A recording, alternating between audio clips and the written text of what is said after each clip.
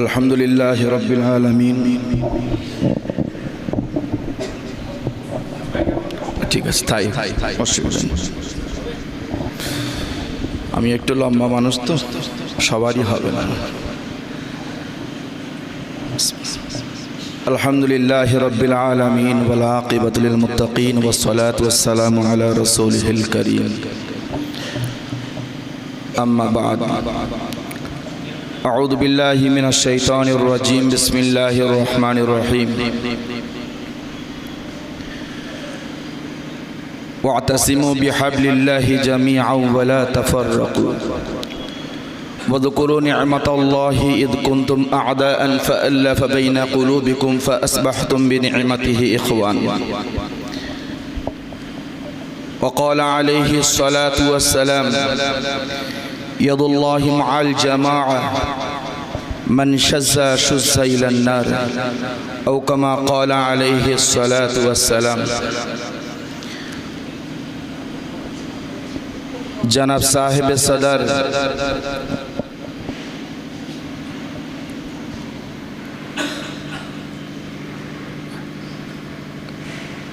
এই মাওলানা বাগ দরবার শরীফের পীরজাদা হুজুর কেবলাগণ, বিশেষত আজকের এই মজলিসের আহ্বায়ক আমার দাদুজি জনাব হযরত মৌলানা শরফুল আমিন সাহেব এবং আমার উস্তাদ জনাব হযরত মৌলানা আবু বকর সাহেব, দুইজনের আহ্বানে আমরা সবাই এখানে এসেছি। এছাড়া বসিরহাট আমিনিয়া মাদ্রাসার প্রাক্তনী ছাত্র সংসদের উদ্যোগ সহ আমিনিয়া মাদ্রাসার সমস্ত শিক্ষক মণ্ডলী এবং এলাকার সমস্ত বিদগ্ধ উলামায়ে কেরামদের ডাকে আমরা এখানে সাড়া দিয়েছি। নিশ্চিত আপনারা ইতিমধ্যে বুঝতে পেরেছেন কি জন্যে আমরা এখানে এসেছি, আমাদের কেন ডাকা হয়েছে সেটা আপনারা উপলব্ধি করেছেন। আমি অত্যন্ত সংক্ষেপে দু একটি কথা বলবো। এ গোটা বিশ্ব জুড়ে সংগঠিত তারাই যারা সবচেয়ে বেশি দুর্বৃত্ত। আপনি পশুর দিকে খেয়াল করেন, তারা সবাই সংগঠিত, তাদের জীবনযাপনও সব সংগঠিত।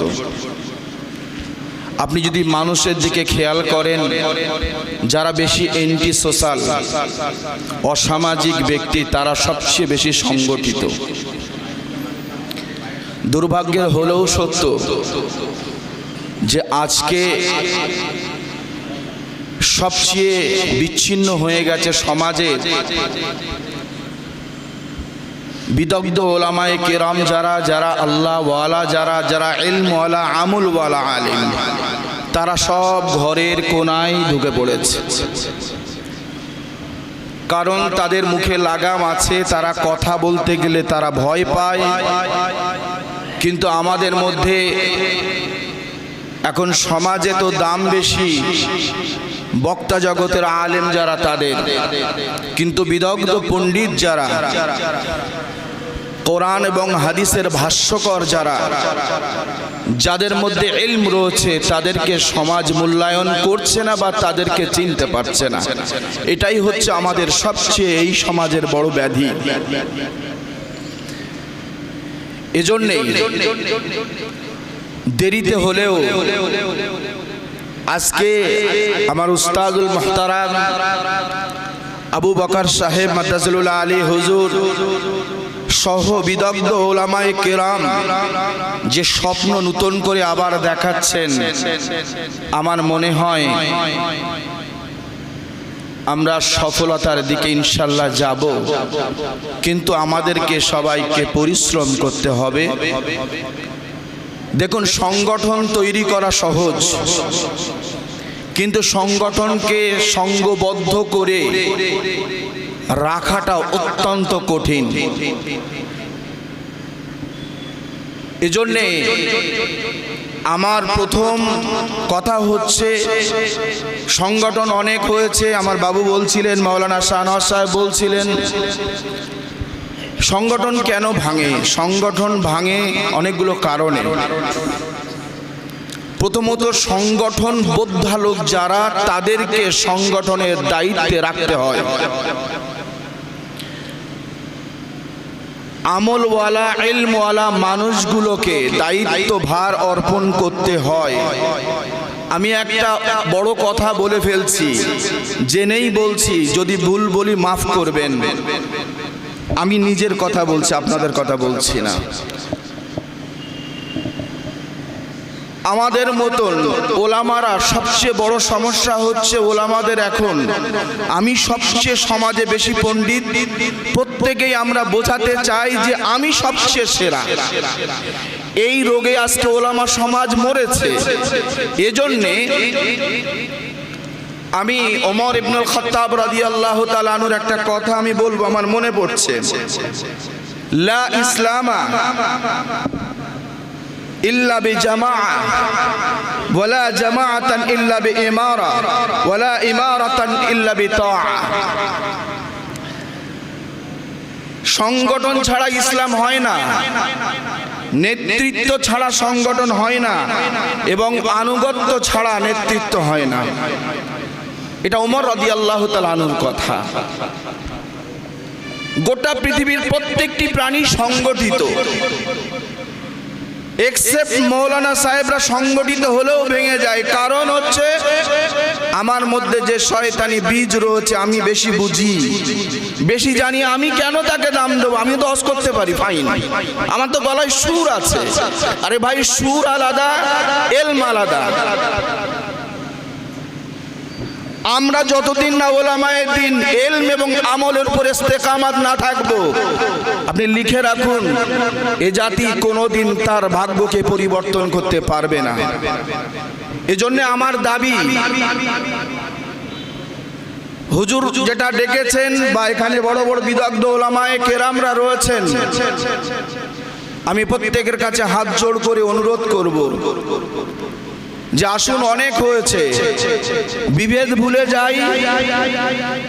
ওলামায়ে দ্বীন আমরা যারা বিদগ্ধ, বসিরহাটের আলেম থেকে শুরু করে ফুরফুরা হযরতরা, আমরা ঐক্যবদ্ধ হয়ে এক প্ল্যাটফর্মে, সেখান থেকে অনেক কাজ আছে, শাখা আছে, আরো শাখা সংগঠন করতে হবে, অনেক কিছু করতে হবে। আমি পরিশেষে একটা কথা বলবো, আমরা যেন কখনোই যে কমিটিতে কাদেরকে দায়িত্ব দেবেন, কি দেবেন আমি জানি না। আমি বলবো, আমাদের মধ্যে যারা মুরব্বী আছেন, একজন, দুজন, তিনজন, চারজন, যারা আমরা হাউস, তাদের উপরে দায়িত্ব দেব। তিনি যদি মনে করেন ওই কুতুবকে দায়িত্ব দেবেন, মাওলানা কুতুব সাহেবকে, আলহামদুলিল্লাহ। যদি মনে করেন আর একজনকে দায়িত্ব দেবেন, আলহামদুলিল্লাহ। নাকি আবার বেরিয়ে যাবেন খাওয়ারিজদের মতন। এই জায়গাটা কিন্তু কংক্রিট করতে হবে। আপনারা হয়তো বাড়ি গিয়ে রাত্রে বালিশে মাথা দিয়ে মনে হবে, এটা এরকম করলেন কেন হুজুর, বা এটা এরকম হলো কেন? না, এর মধ্যে অন্য কিছু স্বার্থ লুকিয়ে আছে হয়তো। কারণ আমরা একটু চতুর বেশি। মৌলানা সাহেবরা সমাজের মানুষকে তো ড্রিল করে। দেখেন, আমি একটা কথা বলি, মৌলানাদের পাঠ হচ্ছে লিডারশিপের পাঠ, এটা প্রজার কোনো পাঠ নয়। আর লিডারশিপের পাঠ তখনই সাজে যখন প্রত্যেকটা ওলামায়ে দ্বীন খাঁটি ওয়ারাসাতুল আম্বিয়া যদি হতে হয়, তার মধ্যে বহুমুখী শিক্ষা থাকা জরুরি আছে, তার মধ্যে আমল জরুরি আছে, ইলম জরুরি আছে। প্রত্যেকটা একেবারে রসুলের যে ধরনের তিনি কাজ করেছেন, প্রত্যেকটা ক্ষেত্রে, সংগঠনের ক্ষেত্রে নেতৃত্ব যেভাবে দিয়েছেন, সেভাবে যদি দিতে পারে, তাহলে কিন্তু সবকিছু সম্ভব হবে। আমি মুরব্বী যারা রয়েছেন, সংগঠন তৈরি করার ক্ষেত্রে, নেতৃত্ব দেওয়ার ক্ষেত্রে, যদি দু চারজনের উপরে যদি আমরা দায়িত্ব দিই, এই ব্যাপারে কারোর এ আছে? আপনারা বলেন, যদি আপত্তি থাকে এখনই বলেন, সংগঠন করার কোনো দরকার নেই। না, আমি ওটা বলছি না। হ্যাঁ, সবাই আমরা দায়িত্বে থাকব, কিন্তু যাদেরকে দায়িত্ব দেবেন বা দায়িত্ব নেবেন, আমি সবার আগে বলছি যে মুরব্বী যারা রয়েছেন তাদেরকে যেন কমিটির মধ্যে রাখা হয়, এটা আমি আবদার করছি আমার হুজুরের কাছে। বিদগ্ধ আলেম যারা রয়েছেন তাদেরকে যেন এর মধ্যে ইনক্লুড করা হয়, আমলওয়ালা আলেম যারা রয়েছে তাদেরকে যেন ইনক্লুড করা হয়, এবং যারা বক্তা জগতের রয়েছেন যাদের বিরাট প্রভাব প্রতিপত্তি রয়েছে তাদেরকেও যেন ইনক্লুড করা হয়, এটা আমি দাবি রাখছি।